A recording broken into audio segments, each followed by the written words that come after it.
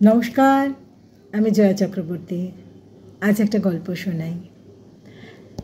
আমার লেখা একটা ছোট অনুগল্প। কাল রাতে বেশ কয়েক পশলা বৃষ্টি হয়েছিল। সারা রাত বৃষ্টির সাথে যুদ্ধ করেছে। একটা সময় বৃষ্টিটা থেমে যায়, আকাশে চাঁদ উঠল, নীলাভ সুন্দর একটা রাত। কিন্তু আমি তো থামলাম না। আমার চোখের জলের বৃষ্টিতে বালিশ ভিজে গেল।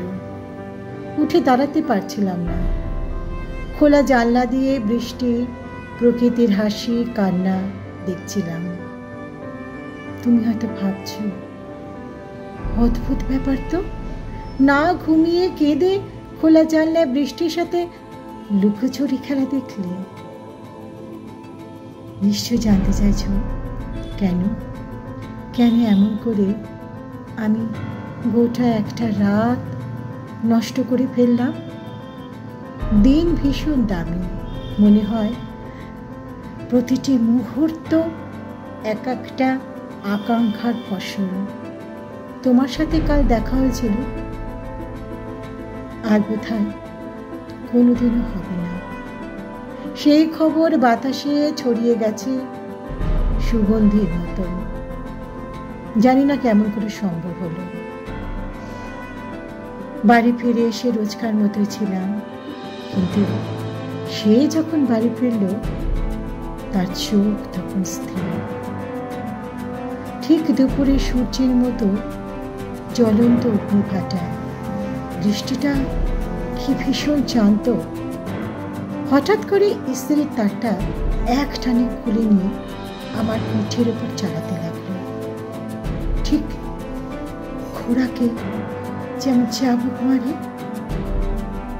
তেমনি ভাবে। আমি চুপ করে দাঁড়িয়ে তারের কষাঘাত খেয়ে চুপ করে থাকলাম। প্রতিবাদ তো করিনি। জানি আমাকে আঘাত করাটা ওর একটা নেশা। কি জানি আজও বুঝতে পারিনি এর কারণটা কি। আমি হয়তো খুব বেশি করে চেনা একটা শরীর, স্বভাব, আনুগত্য, পোশাক, বোধহয় অনুভূতিটুকু। তারপর আর কি, নিয়মের বেড়া জালে। তবে যদি মেনেই নাও, তাহলে দুঃখ কিসের? দুঃখ পাবার তো কোনো কথা নেই। তোমাকে তো তাহলে বলি, এটা একটা অভ্যাস। আজ থেকে আর বন্ধুত্বের দাবি রাখবে না। সুখ দুঃখের সাত কাহন আর শুনবে না। যদি প্রতিবাদ করতে না পারি, যদি তোমার বন্ধুত্বকে আমি সম্মান করতে না পারি, তবে তো আমাকে এখানেই থেমে যেতে হবে। চাবুক খেয়েও স্বামীর বুকে মাথা রাখতে পারি।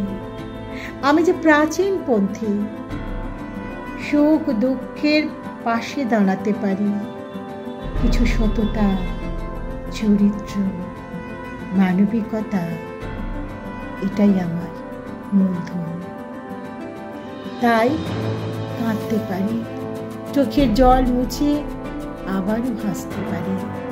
শুধু পারি না ছেড়ে যাবার কথা ভাবতে, কারণ ওই ছেড়ে থাকবার মতো অতটা দুঃসাহস আমি তো এখনো অর্জন করে উঠতে পারিনি। নমস্কার।